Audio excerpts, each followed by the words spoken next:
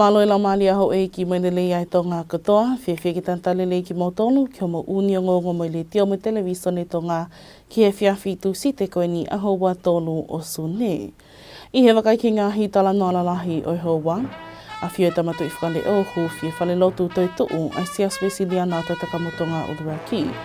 Ka mātai kātoa ngā wike hei lala ki e tau wanoa wano, a ki a whiauhi whaiwa whakatonga aniawhi. Ngā wea tuenia pule anga ki toi whakaivia ai te unga mateo teo ai whanua ki halala a nahi hiri hona whakahanhi o whisi whakamatala e a Tonga ai lawa ki wisi ai whanua me he El Nino i he ngāhi mahina ka hoko. E ai whakamawakai ki ngāhi o gongo me mala e oe sipoti ka pehe ki whakamatala e a whakamuimui taha. Ka koe wakaile vaini ki he whakaiki ki ngāhi o gongo ko ang popua aho. Nā e awhia e tamatu i whakale o Pirinispu le tupo toa uluka lala o huwhia whale lotu toi tuu o e siasi we siriana tawa taina o Tonga i tataka mo Tonga i he pongpongi o e aho ni. Ka wiki kātoanga e ni maai siasu Pasiliana i e kamata i aho ni e ngahi polo kalama ki whakailonga i o senturi ua o e lotu i Tongani. Aia koe fuafua polo kalama, koe huwhi, o whale lotu toi tuu o tataka mo Tonga Uraki. Nai whātātaha atuai e siasi me ka inga o tataka mo Tonga tokolahi ki he o wau huwhi koe ni, aia na me ai whoke e tahine prinsesi pilo levu tuita. Princess Kalauni, Sinai Takala, Prinis Tungi, Hou Eiki Nobele, Palemia, Muni Ihi me he kabineti, kau whawhawhonga whakadiplomatika, mo kau whakaawe tokolahi. Nai me ai Palestinian siasi, whai whekautu ki tā tevi tahawea. O whakahoko ai whakatāpui o whale lotu, mo tataki ai o wau malanga, hili hono whakaola, e he tamapiri nispule, ai maka whamanatu o whale lotu toi tuu. I he kakato ai o wau malanga huwhi o whale lotu, nei hoka toi pē ki he hoa taumawha i he hoa e whiawhi. Ma ai o ngonga le ti o me televisione Tonga, ko auri tea Tongatapu. Nā e kamata i he whiawhi aniawhi ai tahai ngāhi kātoa ngā mana koa ki he whanua koe wike hei lala. Aki ai whiauhi whaiwa whakatonga o ne whakatataha i mai ai e kakai e whanua mo i tōpule anga whoki ki anu whakali ali ai ulunganga whakawhanua tuk whakaholo tale niti kai pehe ki he laumali e o wōwonga taha o whou i he whaiwa whakatonga.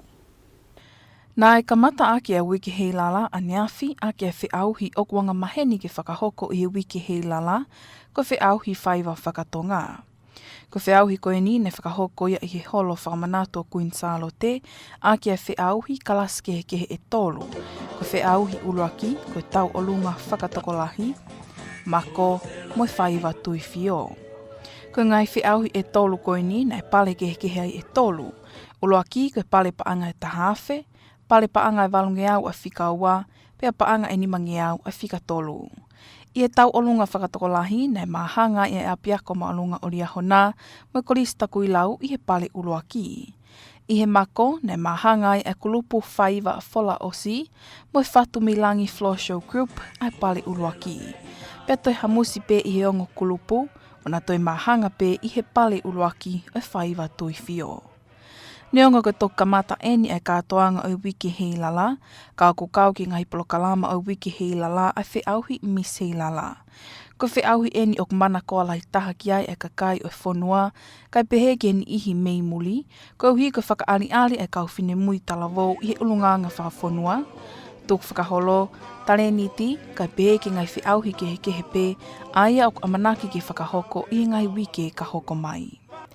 I e kamata koe ni e wiki hei lala, ko māu ai ngahi polo kalama ko whakatu tuu i e pungau e taki mamata ki ono kātoa ngai o wiki maho i ngani. Kau ki ai e bartender competition, best chef competition, Tonga's Got Talent, hei lala block party, kai behe ki whaloti e kau whiauhi mis hei lala. I e kātoa ngai i e whanua a wiki hei lala ua noa uaono, o hoko ia ka whamanatu ki e maho inga o unganga whakawhanua, tuk whakaholo, ka pehe ki e kau whakataha ai kakai o whanua ki ono whakawhiawhia ai wiki hei lala. Pea o whakatau mua ke osi ai wiki hei lala ua noa uaono ke aho nima o siulai. Ma ai o ngonga le tio me televisione Tonga, ko awi tea Tongatapu.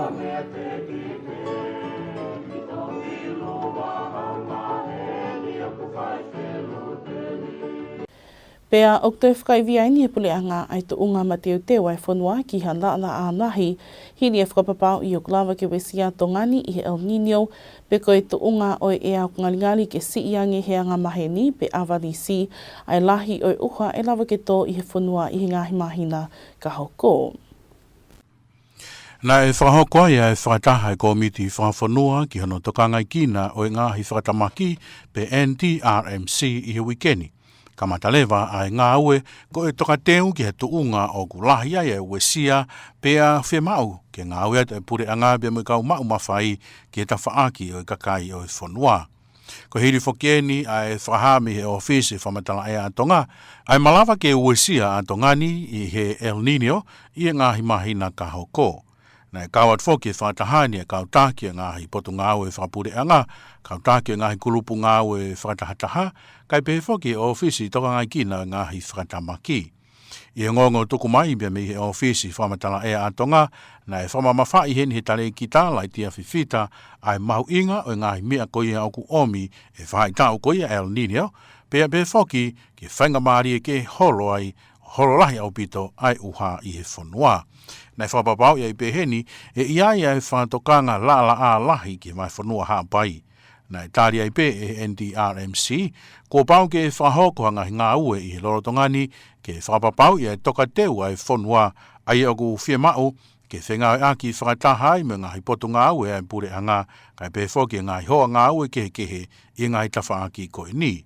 Ko e toka ngā ke whapapau i oku malu a ngahi tōku i kolo, mauanga mo ui, mo ngahi ngā ue langa lalahi ai pure anga, pe e lawa whoki o matu waki ai ngahi wesia kovi ko ia o e la a lahi. Ko e ngahi o ngongo whakaloto whanua pe ia, hoko mai o kahirie ni ke whamoimui taha me mala e o e sipoti, mō pia o lie.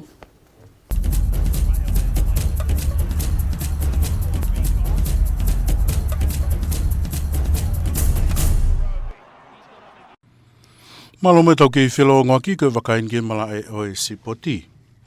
Nei kei toi tuku hai vi e hau e mala e soka i whanau tangata tau taha walu, kaure ka bea mi he lalo kāsia i heno tau ta awhi ai kau toa koe me funga mana mo ui, he hiri takai heno tolu e whiauhi e ngai korisi o Tongatapu.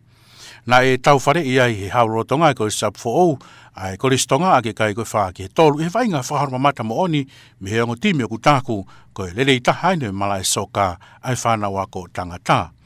Whakatau ki ngongo tuku mai me kau taha soka atonga. Koe ongo timini o ku tui whio mai e whanau ko nau osi whawhunga i e whonua i ngai whiau i whawhaha pure anga. Rotonga ni ne whakatonga i makehe se niare me hi lalo kāsia te vita whare papalangi he ne whahoko e poini e whahako toa e korisam fo tokoni e ki he ikuna e vaingani. Nei fōfua fōtu e whare papalangi e neongo poini he miniti hono hua hiwa mo tau noa ki mo ai tānaki atu e sioeri vea tupu e fōfua kai e koristonga e miniti hono tolunga furma fitu o mālolo i pēku tāki korisam fo koe ua ki he taha. I whoki whakonga hono wā ne toi awangi e pe e whare papalangi e loto kolo e koristonga kai tānaka atu e mai whea manu levu ai kai hono wā mai whanau me funga mana mo ui i e miniti e hono nimunga fulu mā wā. E taimna tauna e whetu kua kei pēr whainga, toi tānaki atu e whare papalangi ne kai hono whā i e miniti hono nimunga fulu mā walu ke sila i ai pē i kuna ki mo ai poini wha o se koristonga me ia seori vea tupu. I ene pehe ko kei viringi ai e whuka e koristam fo hei kuna hau koe whiauhi, kai reko te he koristonga ene fōfua o lungia ai e koe amanaki e toi whaharwa matange ha unu atu ki he whainolo. Na e kamata e whamamahi e whanau tangata tau tahaono whawhanua he te miriki i ene pakihi pea amo e timi tau tahaono West Tigers i kuna ke kai koe uaua ki he wanoa he whaasinga o e wike. Ko no whahani he pure whalaua timi pitikeni funga waka ki ngonga reti o tonga he pongpongini he teu atu koia ki he wainga hono wa Moimoi Bulldogs i he whiawhini. Nei pehe whoke funga waka au ki ai e whenga maarie ko whuaki ki he tokotolua e timi whakako i he timi koe ni whanau tangata. Heri whokia wainga koe pe Moimoi Tigers pe whiri rewa ai toko ua mei he whanau whiwhine neongo na naulungi ake kai koe taha wha ki he tahaono. Oku mo i rei ko toa pē whanau me kau wholau, ko e kā teni pē whanau tangata, sio ne whisi i hoi na e kā whoia ki mua e uraki vai ngā kau kei e whanara pure wholau e whaimana e kā teni i he pakihi Moimoi Bulldogs e whiawhini. Ka ke he wai amanak le reimi he pure folau e iai hani ihi e toi maho nau whainga maari e hire whainga o e whiawhini pe muti utahau no ko ia ai Kalampu Bulldogs o Sene.